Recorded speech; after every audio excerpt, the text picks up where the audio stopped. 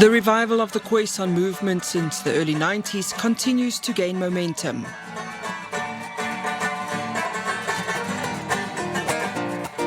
Part of it is about reclaiming the community's heritage and identity, as well as reversing colonial dispossession suffered over many years. The desperation to be heard has culminated in extreme measures like camping outside the seat of government. It is unacceptable that 25 years of democracy, they still are saying that they are busy with making our language official. We do not accept that. Opponents of the soon-to-be law Khoisan Traditional Leadership Bill are preparing to mount a constitutional court challenge against the legislation which they believe discriminates against them. I have to go and register as a Khoisan. I have to go annually and fill in a form to say I'm a Khoisan, I belong to this tribe. Have you ever heard a Zulu, a Venda, or a Xhosa having to go and register like you're joining a gym or a club, for membership? It's an insult. The South African government is accused of implementing piecemeal efforts to appease the community which demands the controversial recognition as First Nation citizens. How will this recognition materially affect the Khoisan community?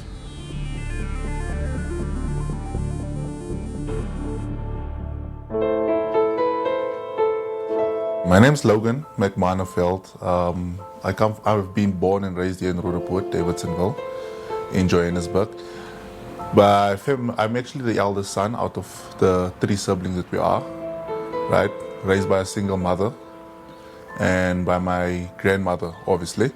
For many times, like any other colored male, which we know that like colored known, we come out of a background where poverty, there wasn't actually much to live on. We made the best of the little we had, living off my grandmother's pension, my mother job in, job out. I matriculated in 2008 at Westridge High. From there on, like I was still confused about who I wanted to be, like any other teenager, I think. Got messed up in a lot of other things. As a young man, a lot of things went wrong. Finally got a breakthrough, went to university in 2011. Logan is a young person who belongs to a group of people referred to as coloured in South Africa, an apartheid-era classification which continues to be used in our democratic South Africa. He learned about his true heritage much later on in his life. My parents and them didn't really educate me about the Khoisan people, right?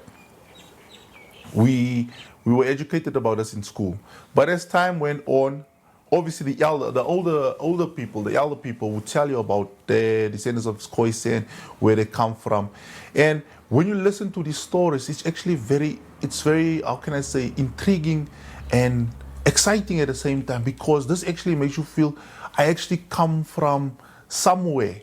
Not what somebody told me. They told me you come from, you're a result of a rape or a black and white, you understand?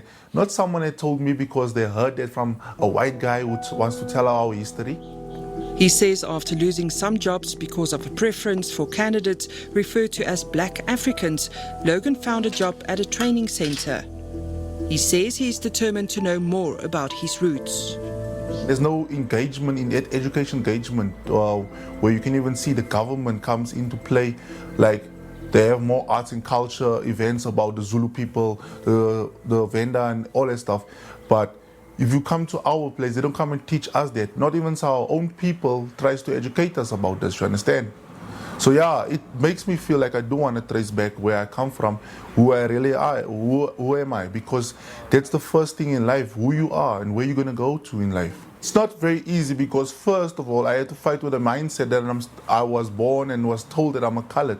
But as time went on, I started becoming more vocal about it. I started becoming more, how can I say, that more proud about calling myself a Khoisan. Understand? Instead of me saying to people are colored. Even when I engage with my so-called other colored brothers, I tell them we're not colored. I try to also when we sit around, try to tell them we are not colored, because colored is an apartheid term. It's derogative, politically incorrect, you understand? More and more young people are conscientized about their Khoisan heritage, although it seems there's still a long way to go. There is a lot of Khoisan young youth men and ladies that embrace this. They embrace that they are Khoisan, that they're starting to see the light, that they don't prefer to be called colored. That's why even you would see that instead of on t-shirts, instead of writing the C colored, they use now K, what KLUID as colored. So they're trying to change that in a way. So you can see there is a way that we're trying to bring back that identity. In 2005, the United Nations Special Rapporteur on Indigenous Communities concluded that the indigenous people of South Africa, referred to as coloured, are marginalised and have lower socio-economic status, even though in principle they have equal access to all social services. It angers you. It makes you feel angry, because what do you resolve to? How do you correct this? If we want that equality, if we want that justice, we want justice served for us, our people as well, have the equal jobs, equal incomes and all that stuff, then we need to fight for it. I don't know how we're going to fight for it, but we just need to fight for it, just like we fought against the apartheid system.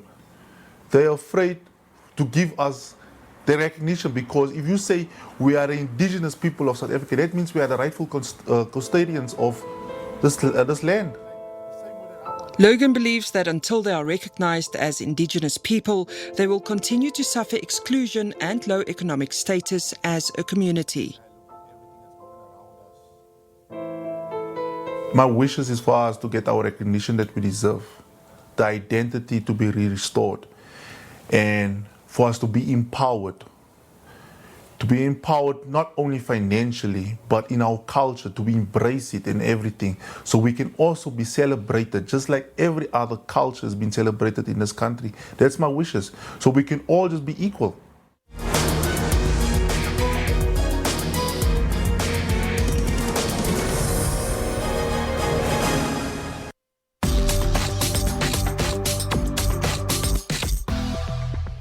You've been working with special needs children, which is something truly incredible. Tell me more. So I've been doing Zoom calls with some kids and helping them catch up with schoolwork. That's beautiful. You know what else is beautiful? That moment when you decided, I want to change that ID. The guy that helped me, his name was Nicholas. He was just so patient. He helped me out with that 672 Rand saving, and I've never looked back since. SMS saved 44211 or call 08 600 60,000 and change that ID. SABC News has signed a code of conduct that is enforced by the Broadcasting Complaints Commission of South Africa. Under the code, we are committed to broadcasting news that is accurate, comment that is fair, and programming that is not harmful to children, does not amount to hate speech, and contains no gratuitous violence or explicit sex. If you think we are not living up to that code, you may inform the Broadcasting Complaints Commission of South Africa. Direct any complaint to P.O. Box 412365, Craig Hall 2024, or send a fax to 011 326 3198 or email to bccsa@nabsa.co.za. For more information, please visit www.bccsa.co.za.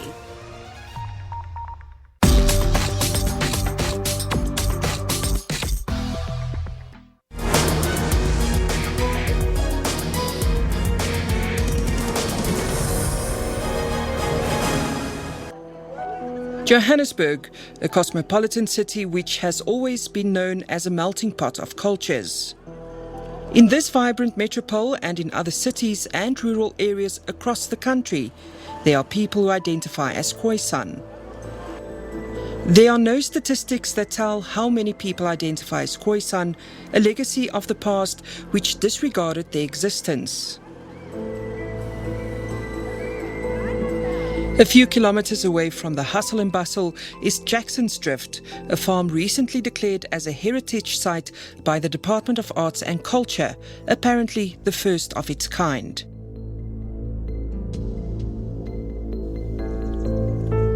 Early mining prospects of the 1800s can still be seen on this land. This area here is actually our ancestral land. It is actually where our forefathers used to stay before they were taken away from this site in Eikenhof, Jackson's Drift, to the various areas in now called the coloured areas. Its history is intertwined with the colonial encroachment into the cultures of indigenous people. My father was born in the area. My late brother, Chief Adam Matheson, the late, may his soul rest in peace, was actually the founder of the organization that has reclaimed this heritage, this site as a heritage site, because we were all, not everyone left when the forceful removal program was initiated by the apartheid regime at the time. Here in Jackson's Drift, the family says part of its land was taken for new developments without their consent and their graves removed without their knowledge. But thanks to the efforts of the late Chief Matheson, the land could soon belong to the family. Well, it was a real struggle. It used to be claimed pre-1998, but that was by the church. Now, if we look at the history of the church is an organization or institution normally that comes into play after there's already a community, existing community. So they did lodge a claim, and I think that claim was successful. But the community has lodged a second claim when the reopening of land claims, because we feel that the church is not the true claimant of the area. The few that chose to remain, including the children of the family of Chief Matheson, who identify as Korana, try to survive on this land on a daily basis. But life is tough.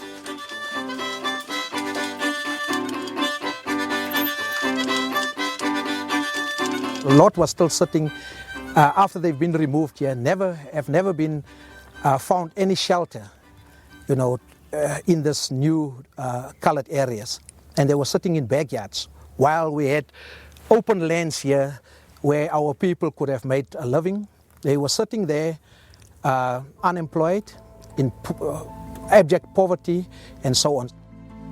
Even though Chief Matheson passed away in 2017, there is a committee that keeps his dream alive. One of the members is Isak Matheson, a cousin to the late chief. He also has fond memories of this land. Now this is a plant that was thought to be by my grandfather.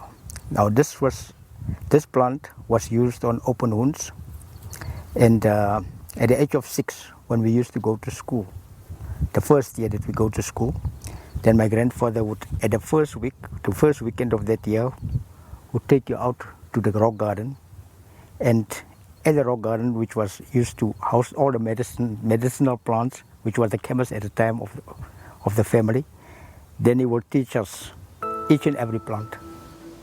He remembers his formative years of his religious and school education in this Ebenezer Congregational Church built in 1890, which is still being used for church services. This is where the community went to church, and where most of our parents and grandparents and even myself was baptized in this building. And this building was also utilized as a school with 4 classrooms, and all 7 grades were taught in the 4 classrooms. The late Chief Matheson lies here, along with others, on the grounds for which he fought to return to after many years of being estranged from the land. But it's still a long journey towards full ownership. In the meantime, only hope keeps them alive.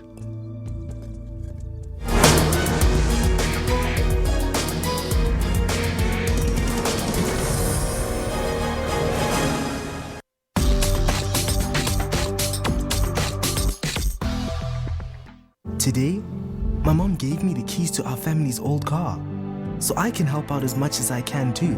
Protect the things that make your life special. Insure 2 cars and get at least 25% discount. My way. Live your way.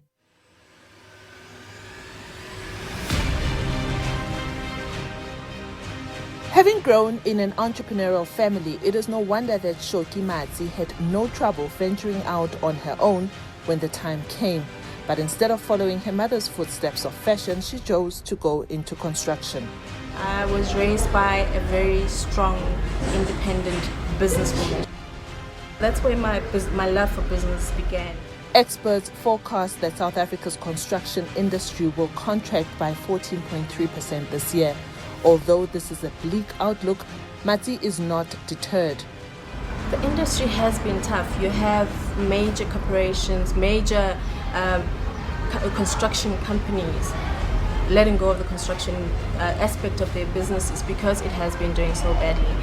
But as a small company, we've been trying to hang on to the lower bits of what is left of the construction industry. Construction is predominantly a male-dominated industry. Matsi is one of the growing number of women who are changing the face of the industry. And although earning one's stripes here is more challenging, she says perseverance ultimately pays off. It's important to have vision, it's important to be confident in your abilities and to stand your ground and to cement where you are.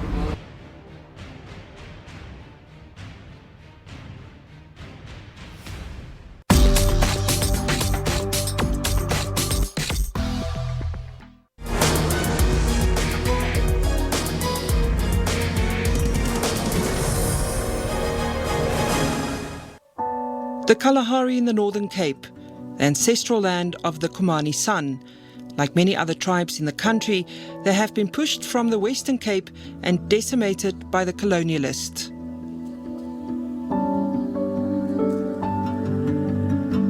So if you look at the history of the Khoisan people, they have centuries of land dispossession. They have been marginalized, they have been excluded. They don't have the political leverage. They remain voiceless because they are not part of that decision-making process. Advocate Desmond Brown is one of the people calling for, among others, the recognition of the Khoisan heritage and language. I find it somewhat hypocritical, that we have on our coat of arms the Khoisan language as some sort of left-handed recognition, but it's a meaningless recognition because there is no real legal effect, to that kind of recognition. There is no acknowledgement of the history of the Khoisan in any legislation, in any of the policies of government. It was only after the adoption of the Constitution of South Africa that a group started emerging to say they still exist, and there are the Khoisan people, which is made up of 5 groups, the Nama, the Griquas, the Khoi, and the San, and so forth. And they said, we are existing. So we just want to be recognized too as the indigenous people. And that is why, since then, from 1999, when the group emerged to say we want to be recognized, processes of government to really track the history, track the information, pull it together. One of the most controversial demands of the Khoisan community is to be granted First Nation status. But the assertion that the Khoisan are the first people and the reference to them as the only indigenous people is itself contested.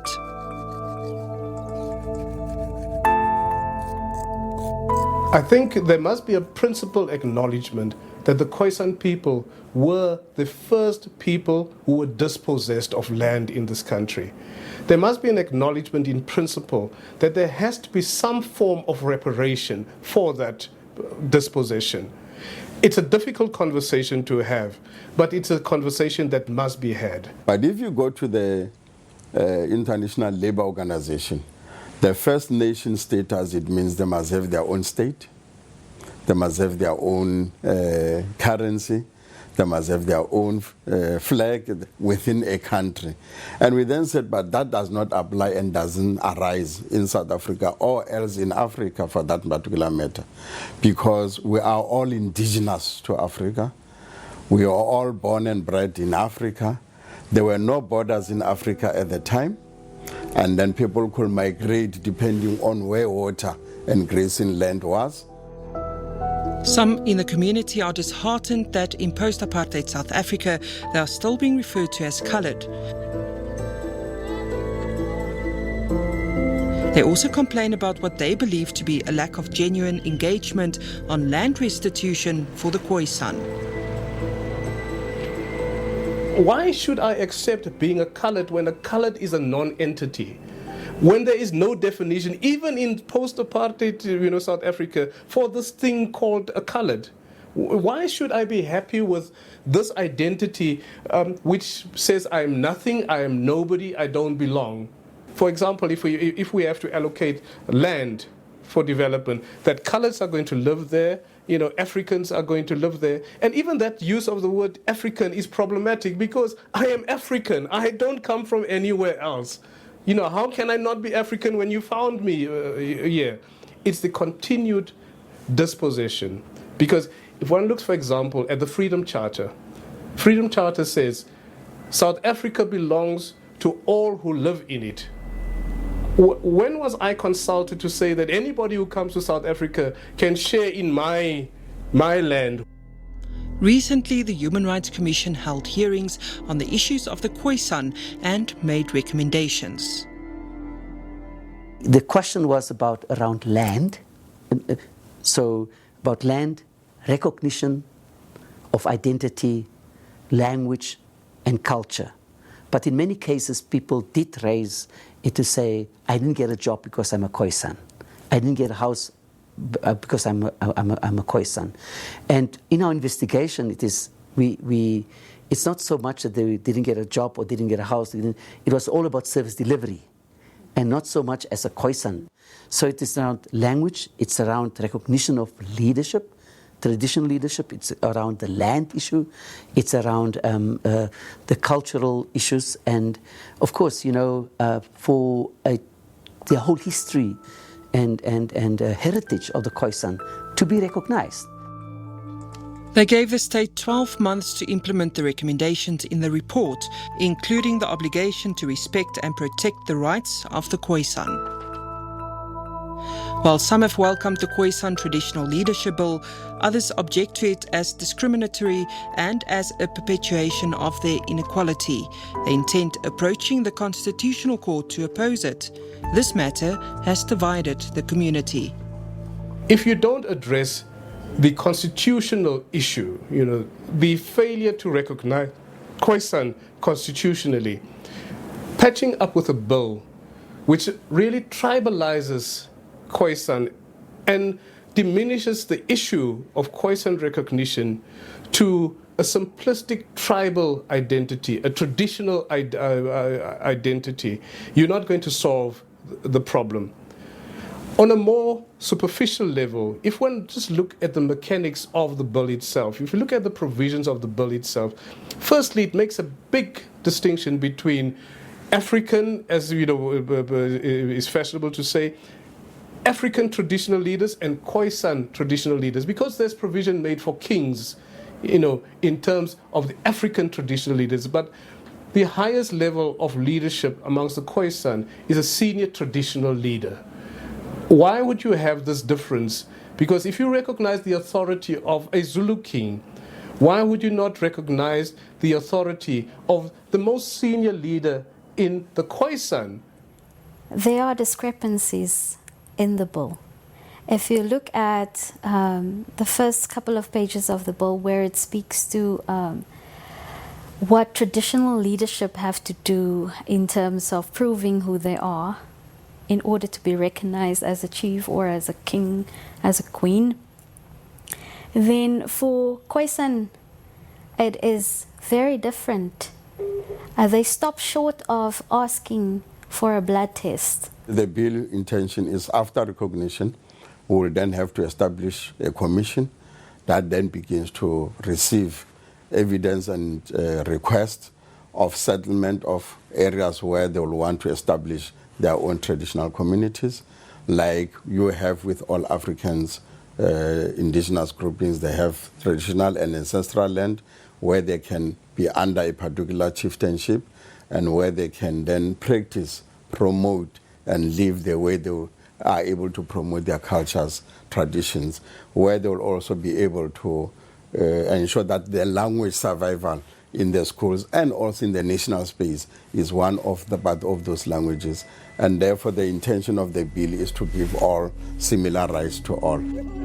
Others believe it would be a welcome development.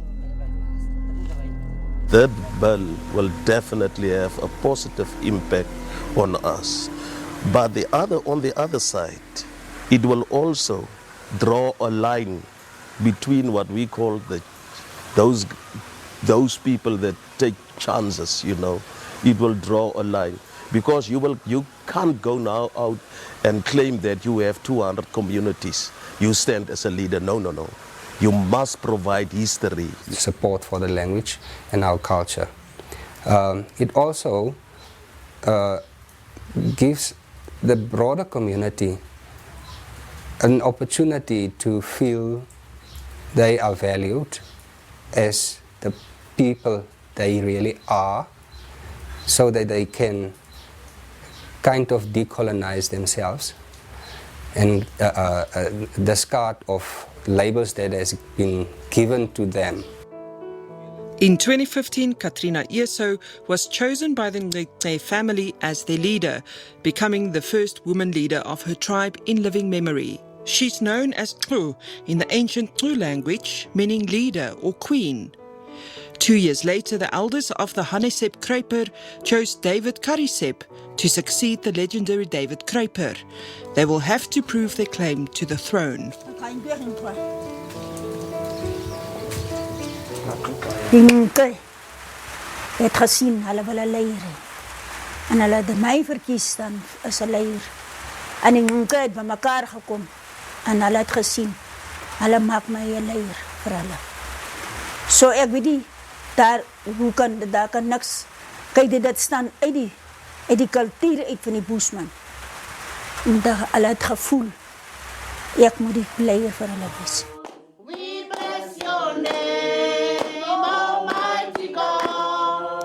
The movement for the restoration of the Khoisan is growing, but it seems there are many hurdles to overcome before their dream is realized.